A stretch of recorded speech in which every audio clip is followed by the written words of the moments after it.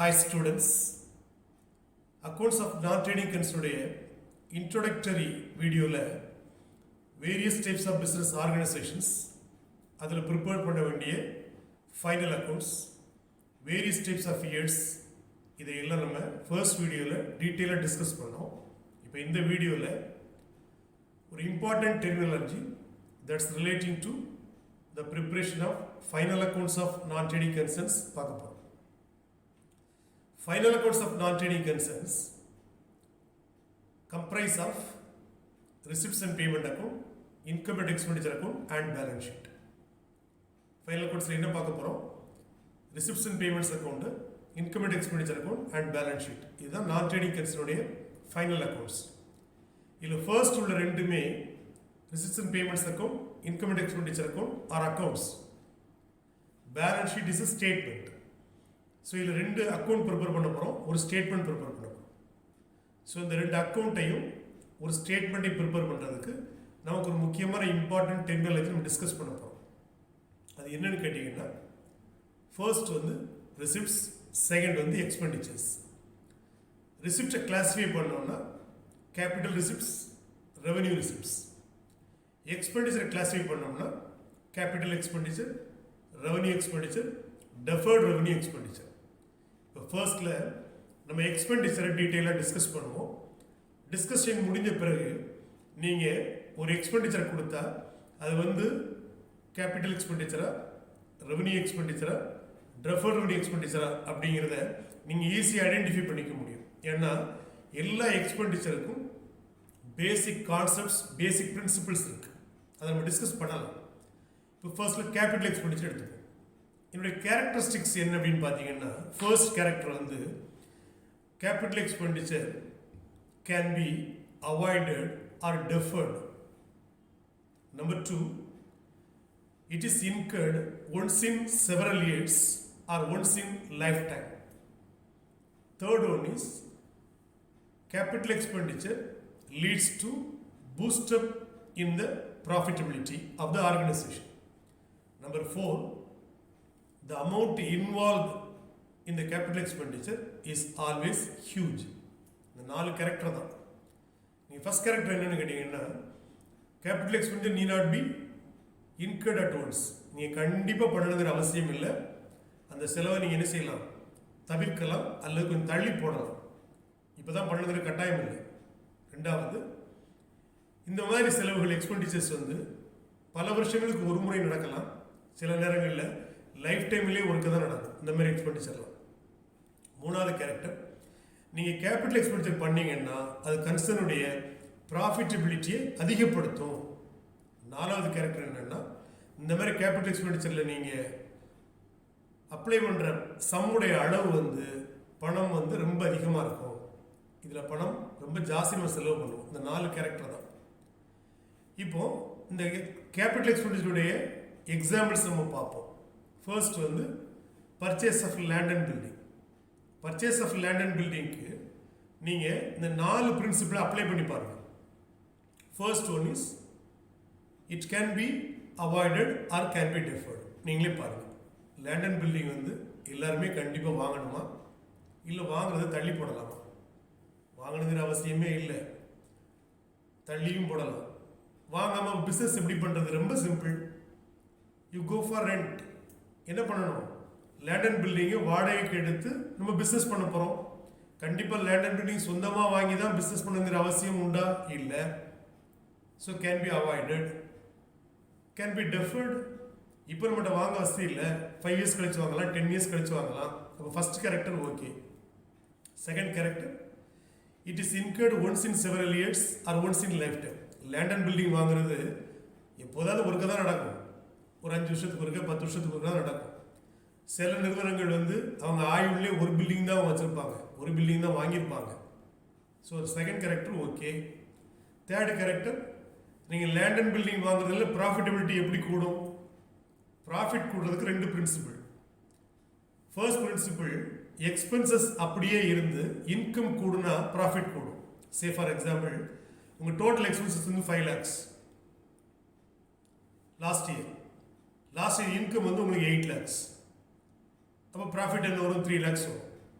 இப்போ இந்த வருஷம் அதே 5 lakhs உங்களுடைய இன்கம் வந்து 9 lakhs கூடுது. அப்போ ப்ராஃபிட் என்ன ஆகும்? கூடும். எக்ஸ்பென்சஸ் அப்படியே இருந்து இன்கம் கூடனா ப்ராஃபிட் கூடும். இது ஒரு பிரின்சிபிள். ரெண்டாவது பிரின்சிபிள், இன்கம் அப்படியே இருந்து எக்ஸ்பென்ஸ் குறைஞ்சா ப்ராஃபிட் கூடும். அவ்வளோதான். Wise versa. இன்கம் அப்படியே இருந்து எக்ஸ்பென்ஸ் குறைஞ்சா ப்ராஃபிட் கூடும். லேண்ட் அண்ட் பில்டிங் வாங்குறதுனால உங்களுக்கு எப்படி எக்ஸ்பென்ஸ் குறையும்? ரொம்ப சிம்பிள். நீங்கள் லேண்ட் அண்ட் பில்டிங் வாங்குறதுனால என்ன பண்ணிட்டு இருந்தீங்க? ரெண்ட் பே பண்ணிட்டு இருந்தீங்க. மாதம் 50,000 ரெண்ட்னு வச்சுப்போம். நீங்கள் வருஷத்துக்கு 6 லட்சம் ரூபாய் ரெண்ட் பே பண்ணியிருக்கீங்க.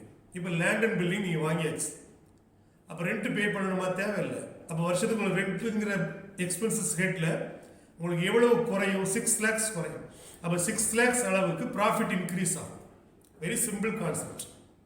இன்கம் அப்படியே இருக்கு, எக்ஸ்பென்ஸ் குறையுது, அதனால ப்ராஃபிட்டபிலிட்டி கூடுது. அப்போ அந்த கேரக்டரும் அப்ளை ஆகுது. நாலாவது character, the some involve in this expenditure is huge. நீங்கள் கேபிட்டல் எக்ஸ்பெண்டிச்சர் செலவழிக்கிற பணத்தோட அளவு வந்து அதிகமாக இருக்கும். லேண்ட் அண்ட் பில்டிங்கோட விலை தான் இன்னைக்கு ஹையஸ்டில் இருக்குது. ஸோ அந்த பிரின்சிபிளும் ஓகே. இப்போ purchase of land and building is capital expenditure. அதுக்கு இந்த 4 கேரக்டரும் பொருந்துது. இந்த 4 கேரக்டர் பொருந்துறதுனால நம்ம அதை என்ன சொல்கிறோம்? கேபிட்டல் எக்ஸ்பெண்டிச்சர்னு சொல்கிறோம். அதுக்கு எடுத்து பாருங்கள். Purchase of plant and machinery, purchase of furnitures and fixtures, purchase of investments, purchase of shirts, purchase of debentures, purchase of bonds, purchase of sports equipments for the recreation club. இது எல்லாமே capital expenditure. நீங்கள் என்ன பண்ணணும்னா 4 character இதில் apply பண்ணி பார்க்கணும். பார்த்தீங்கன்னா 4 character fit ஆனால் இது ஒரு கேபிட்டல் எக்ஸ்பெண்டிச்சர். இப்போ கேபிட்டல் எக்ஸ்பெண்டிச்சர் உங்களுக்கு ஓரளவு அண்டர்ஸ்டாண்ட் பண்ணியிருப்பீங்கன்னு நான் நம்புகிறேன். அதுக்கடுத்து இதோட அக்கௌண்டிங் ட்ரீட்மெண்ட் நம்ம பார்க்கணும். கேபிட்டல் எக்ஸ்பெண்டிச்சர் பண்ணால் அக்கௌண்டிங் ட்ரீட்மெண்ட் என்ன? Receipts and payments account, income and expenditure account and balance sheet. இதில் எங்கெல்லாம் வரும்? Capital expenditure receipts and payments அக்கௌண்ட்டில் பேமெண்ட் சைடில் வரும். இன்கம் அண்ட் எக்ஸ்பெண்டிச்சர் அக்கௌண்ட்டில் வராது. பேலன்ஸ் ஷீட்டில் அசட் சைடில் வரும். இதுதான் overall picture of capital expenditure. Then will see what do you mean by revenue expenditure. இந்த ரெவென்யூ எக்ஸ்பெண்டிச்சருக்கும் இதே மாதிரி கேரக்டர்ஸ் உண்டு இல்லையா? ஃபர்ஸ்ட் கேரக்டர் என்னன்னா, this expense cannot be avoided or deferred. நீங்கள் ஜஸ்ட் கேபிட்டல் எக்ஸ்பெண்டிச்சருக்கு ஆப்போசிட் சொல்லிக்கிட்டே வாங்க, சரியா இருக்கும். இந்த எக்ஸ்பென்சஸை நீங்கள் தவிர்க்கவோ தள்ளி போடவோ முடியாது. நீங்கள் கண்டிப்பாக பண்ணியே ஆகும். ரெண்டாவது, this expense is recurring nature. இந்த எக்ஸ்பென்சஸ் என்ன ஆகும்னா, நீங்கள் டெய்லி பண்ணணும், வீக்லி பண்ணணும், ஃபோர்ட்நைட்லி பண்ணணும். ஃபோர்ட்நைட்லினா மாதத்தில் 2 தடவை. மந்த்லி பண்ணணும், பை மந்த்லி பண்ணணும். பை மந்த்லினா 2 மாதத்துக்கு 1 தடவை. குவார்டர்லி பண்ணலாம், ஆஃப் இயர்லி பண்ணலாம், ஆனுவல் பண்ணலாம். அப்போ revenue expenditure it happens periodically, it is recurring nature. மூணாவது கேரக்டர் என்னன்னா, இந்த எக்ஸ்பெண்டிச்சர் நீங்கள் பண்ணீங்கன்னா உங்கள் ப்ராஃபிட்டபிலிட்டி மெயின்டைன் ஆகும், சஸ்டைன் ஆகும், கூடாது. நாலாவது கேரக்டர், நீங்கள் இந்த எக்ஸ்பெண்டிச்சரில் செலவழிக்கிற பணத்தோட அளவு கேபிட்டல் எக்ஸ்பெண்டிச்சரில் பண்ணதை விட கம்மியாக இருக்கும், மீகராக இருக்கும், நாமினலாக இருக்கும். இதுதான் 4 கேரக்டர். ஃபர்ஸ்ட் கேரக்டர், இதை அவாய்ட் பண்ணவும் முடியாது, தள்ளி போடவும் முடியாது, தவிர்க்கவோ தள்ளி போடவும் முடியாது. ரெண்டாவது கேரக்டர், இது ரெக்கரிங் நேச்சர், நீங்கள் பீரியாடிக்கலாக கண்டிப்பாக பண்ணி தான் ஆகணும். மூணாவது கேரக்டர், இது ப்ராஃபிட்டபிலிட்டியை கூட்டாது, ப்ராஃபிட்டபிலிட்டியை சஸ்டெயின் பண்ண வைக்கும், மெயின்டைன் பண்ண வைக்கும். நாலாவது, நீங்கள் கேபிட்டல் எக்ஸ்பெண்டிச்சரோட கம்பேர் பண்ணும்போது இதோட அளவு வந்து கம்மியாக இருக்கும், குறைவான பணம் செலவாகும். எக்ஸாம்பிள், ஒரே ஒரு எக்ஸாம்பிள் மட்டும் பார்ப்போம். நீங்கள் இந்த மாதிரி எக்ஸ்பெண்டிச்சர் வந்து கிளாஸிஃபை பண்ணும்போது முதல்ல ஒரு விஷயம் எடுத்துக்கோங்க. ஆஃபீஸ் எலக்ட்ரிக் சார்ஜஸ்ன்னு சொல்லுவோம். ஆஃபீஸ் எலக்ட்ரிக் சார்ஜஸுக்கு இந்த 4 டெஃபினேஷனும் பொருந்துதான்னு பாருங்கள், கேரக்டரிஸ்டிக்ஸும் பொருந்துதான்னு பாருங்கள். ஒன்று, அவாய்ட் பண்ண முடியுமா? முடியாது. தள்ளி போட முடியுமா? தள்ளி போட்டிங்கன்னா அவன் ஃபீஸ் கேரியர் உரிடுவான் இல்லையா? இதை செய்ய முடியாது, டிஸ்கனெக்ட் ஆகிடும். நீங்கள் டேட்டில் பணம் கட்டலைன்னா டிஸ்கனெக்ட் பண்ணிடுவான். ரெண்டாவது, ரெக்கரிங் நேச்சர். இந்த எக்ஸ்பென்ஸை நீங்கள் பீரியாடிக்கலாக பண்ணணும். ஈபிக்கு நம்ம எப்படி பணம் கட்டிக்கிட்டு இருக்கோம்? பை மந்த்லி கட்டுறோம், 2 மாதத்துக்கு ஒரு தடவை கட்டுறோம். நீங்கள் கண்டிப்பாக கட்டி தான் ஆகணும். மூணாவது, இபி பில்லு கட்டுறதால ப்ராஃபிட்டபிலிட்டி கூடுமா என்ன? ப்ராஃபிட்டபிலிட்டி மெயின்டைன் ஆகும். அது என்ன செய்யாது? ப்ராஃபிட்டபிலிட்டி கூடாது. நாலாவது நீங்கள் பாருங்கள், இதில் செலவழிக்கிற அமௌண்ட் வந்து கேபிட்டல் எக்ஸ்பெண்டிச்சரில் செலவழிக்கிற அமௌண்ட்டை விட கம்மியான அமௌண்ட்டாகவும் குறைவான அமௌண்ட்டாகவும் இருக்கும். இப்போ இந்த 4 கேரக்டரும் எலக்ட்ரிக் சார்ஜஸுக்கு பொருந்தது இல்லையா? அப்போ நீங்கள் என்ன செய்யணும்னா எல்லா எக்ஸ்பெண்டிச்சருக்கும் இந்த 4 கேரக்டர் அப்ளை பண்ணி பார்க்கணும். அப்ளை பண்ணி பார்த்தீங்கன்னா அந்த கேரக்டர் அப்ளை ஆச்சுன்னா அது ரெவன்யூ எக்ஸ்பெண்டிச்சர். அப்ளை ஆகலையா, கேபிட்டல் எக்ஸ்பெண்டிச்சர் கேரக்டர் அப்ளை ஆகுதான்னு பார்க்கணும். ஆனால் அது என்னது? Capital expenditure. இப்போ ரெவன்யூ எக்ஸ்பெண்டிச்சருக்கு நம்ம ஐட்டம்ஸ் பார்க்கணும் இல்லையா? என்னென்ன ஐட்டம்ஸ்லாம் ரெவன்யூ எக்ஸ்பெண்டிச்சர்னு ஒரு விஷயத்தை நீங்கள் ஞாபகம் வச்சுக்கோங்க. என்ன அப்படின்னு கேட்டிங்கன்னா, எப்போவுமே கேபிட்டல் எக்ஸ்பெண்டிச்சரோ ரெவன்யூ எக்ஸ்பெண்டிச்சரோ டெஃபர்ட் ரெவன்யூ எக்ஸ்பெண்டிச்சரோ கேபிட்டல் ரிசிப்டோ ரெவன்யூ ரிசிப்டோ இந்த 5 ஹெட்ஸையுமே நீங்கள் என்னோட ஐட்டம்ஸ் எல்லாம் அப்படியே ஒரு லிஸ்ட் டவுன் பண்ணிக்கிட்டு அப்படியே வந்து மனப்பாடம் பண்ணக்கூடாது. இம்பார்ட்டன்ட் என்னன்னு கேட்டிங்கன்னா, கான்செப்ட்ஸை நம்ம நல்லா புரிஞ்சுக்கிட்டு அதுக்கு பிறகு எந்த மாதிரியான எக்ஸ்பெண்டிச்சர் கொடுத்தாலுமே அதனுடைய நேச்சரை நம்மளால் ஐடென்டிஃபை பண்ண தெரியணும். நீங்கள் don't have any kind of by heart learning. மனப்பாடம் பண்ணி நம்ம பண்ண முடியாது. பிரின்சிபிள்ஸையும் கான்செப்ட்ஸையும் நல்லா புரிஞ்சுக்கிட்டோம்னா எக்ஸ்பெண்டிச்சர் எந்த நேச்சரில் வருங்கிறத நம்ம ஈஸியாக ஐடென்டிஃபை பண்ணிடலாம். ஓகேவா? இப்போ ரெவன்யூ எக்ஸ்பெண்டிச்சரில் எத்தனை எக்ஸ்பென்சஸ் வருதுன்னு நம்ம பார்ப்போம். இதுக்கு ஒரு ஈஸியான வழி என்னன்னு கேட்டிங்கன்னா, நீங்கள் ஐட்டமை பார்க்காதீங்க, சிம்பிளாக பாருங்கள். முதல்ல ஆஃபீஸ் அண்ட் அட்மினிஸ்ட்ரேட்டிவ் எக்ஸ்பென்சஸ் அப்படின்னு வச்சுக்கோங்க. ஆஃபீஸ் அண்ட் அட்மினிஸ்ட்ரேட்டிவ் எக்ஸ்பென்சஸ் நீங்கள் வச்சுக்கிட்டீங்கன்னா அதில் என்னெல்லாம் வரும்னு பார்த்தீங்கன்னா, ஆஃபீஸில் நம்ம பண்ணக்கூடிய எல்லா எக்ஸ்பென்ஸும் வரும். நீங்கள் ஆஃபீஸ் ரெண்ட்,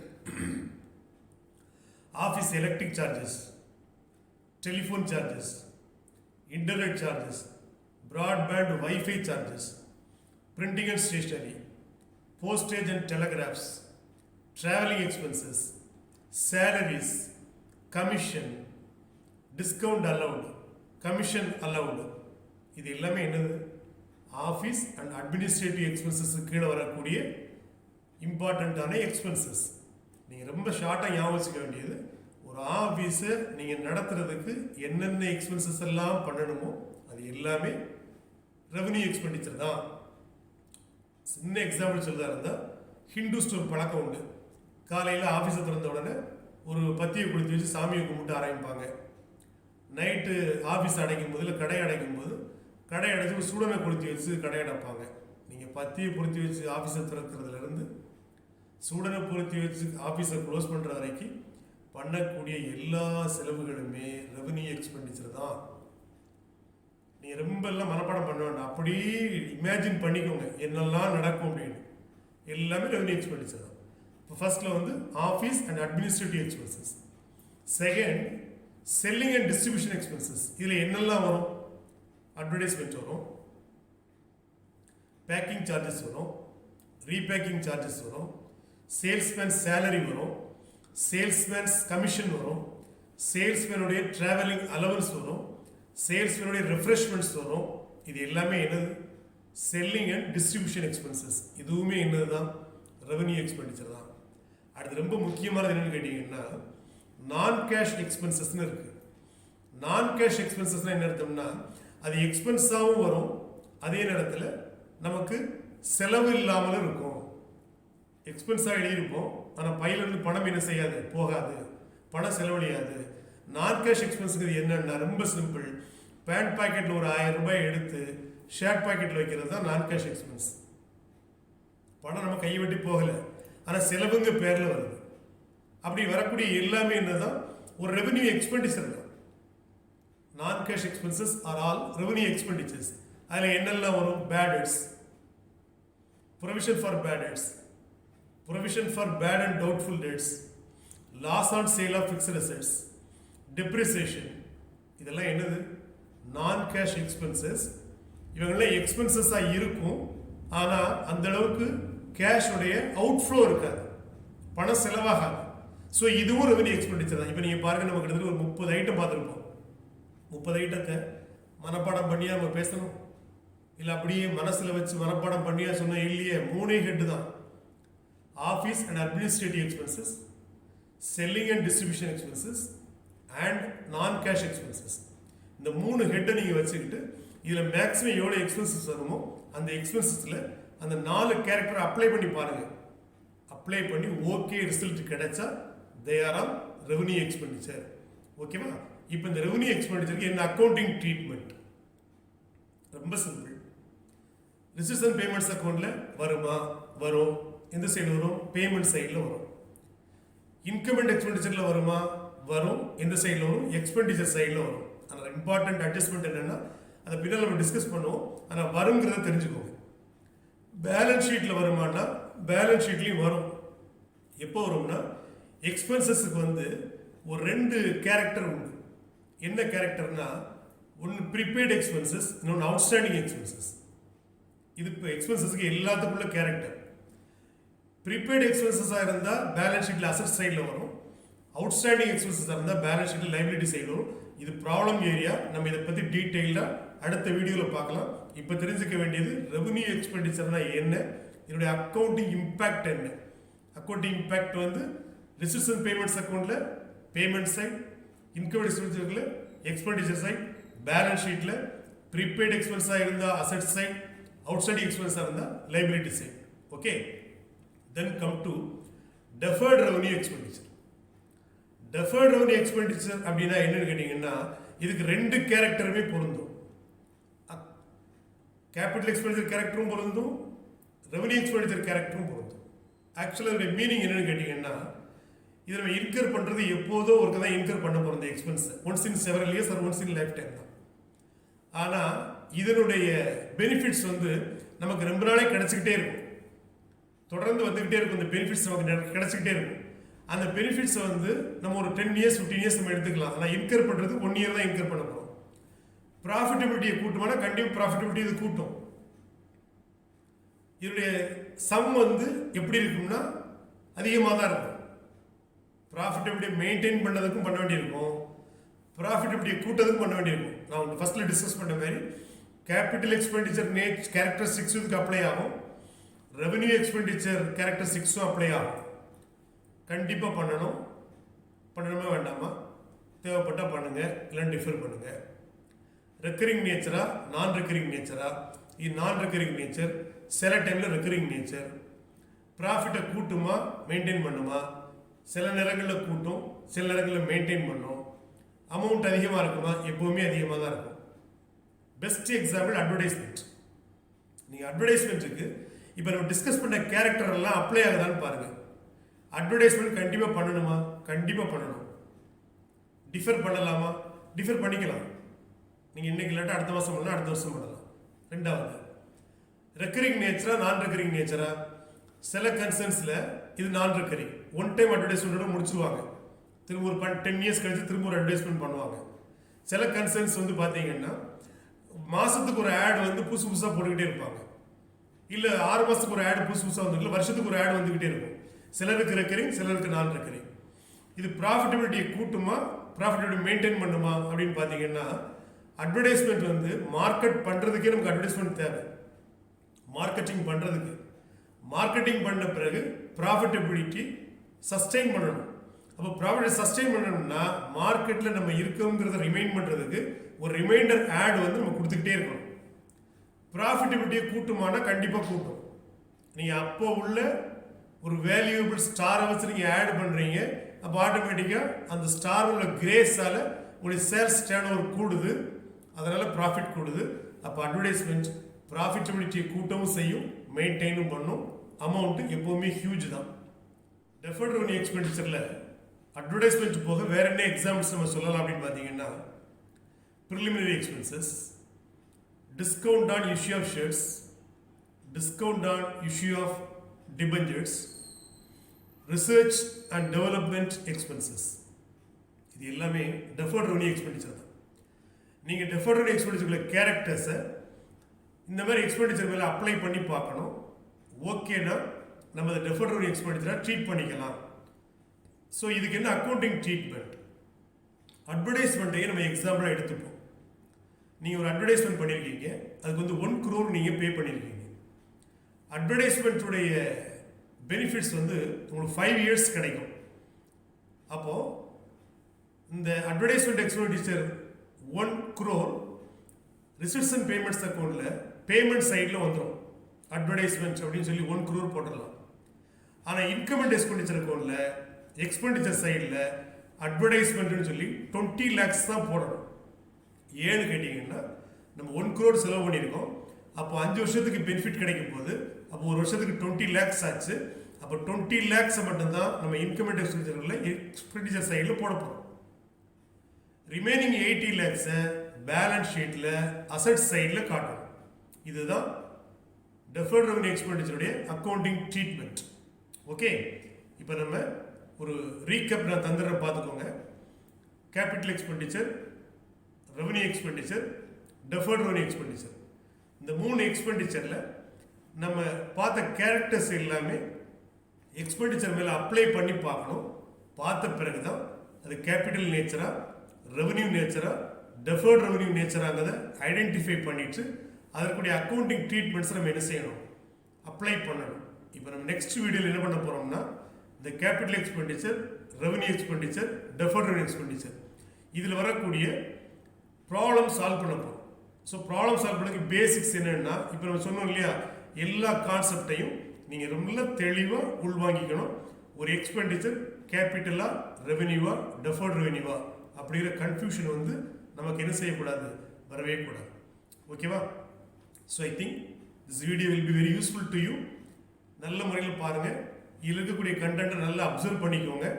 அதேமாதிரி நான் திரும்ப திரும்ப சொல்கிறது தான், லேர்னிங் மஸ்ட் பி கம்ஃபர்டபுள். நல்லா வசதியாக, ஜாலியாக, ஹாப்பியாக இருந்து லேர்ன் பண்ணுங்கள். கான்செப்ட்ஸை ஈஸியாக உள்வாங்கிக்கோங்க. திரும்ப ப்ராப்ளம் போடும்போது it will make you very very very easy to solve the sums. ரொம்ப எளிதாக நம்ம சம்ஸ் எல்லாம் சால்வ் பண்ணலாம், அழகாக பண்ண முடியும். ஓகேவா?